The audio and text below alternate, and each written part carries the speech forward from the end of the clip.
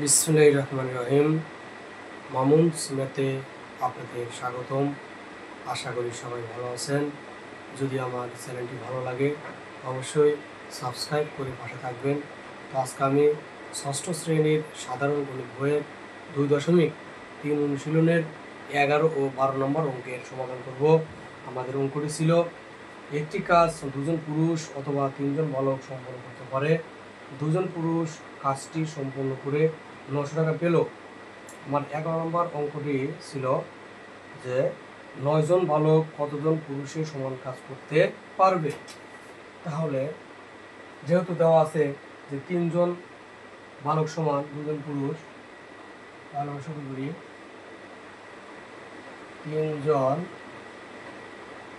বালক সমান 2 জন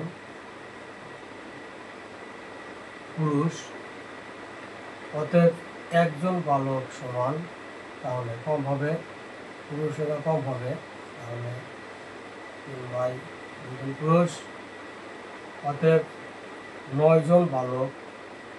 তাহলে যেহেতু বালক বেশি তাহলে পুরুষ সংখ্যা অবশ্যই বেশি হবে। আর বেশি মানে কি গুণ, তাহলে 2 গুণ 9 নিচে কত 3, 3 একে 3, 3 3 9 সমান সমান 3 দুগুণে 6 জন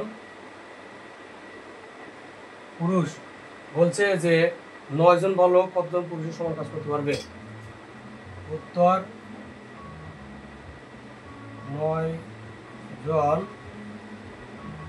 বালক 6 জন পুরুষের সমান কাজ করতে পারবে। আমাদের 12 নম্বর প্রশ্ন ছিল কি, যদি কাজটি 3 জন বালক সম্পন্ন করত তাহলে প্রত্যেক বালক কত টাকা পেত।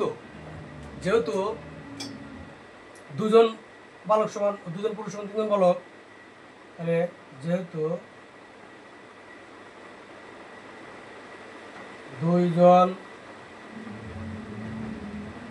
পুরুষ সমান 3 জন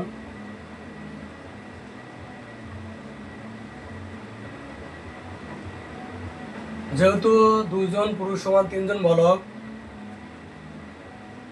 2 জন পুরুষ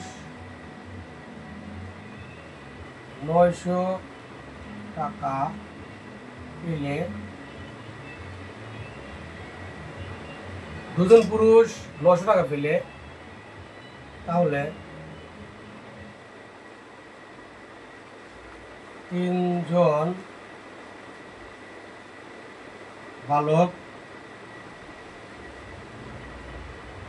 900 টাকা পাবে।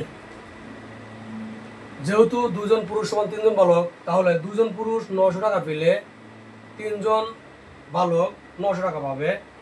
তাহলে বাদ দেই যে যেহেতু 2 জন পুরুষ সমান 3 জন বালক, তাহলে 2 জন পুরুষ 900 টাকা পেলে 3 জন বালক 900 টাকা পাবে। তাহলে 3 জন বালক যদি 900 টাকা করে পায়, তাহলে একজন বালক কি কম পাবে। তাহলে সমান 900/3, 300 টাকা সমান 300 টাকা। বলছে প্রত্যেক বালক কত টাকা পেত। উত্তর প্রত্যেক বালক 300 টাকা পেত। ধন্যবাদ।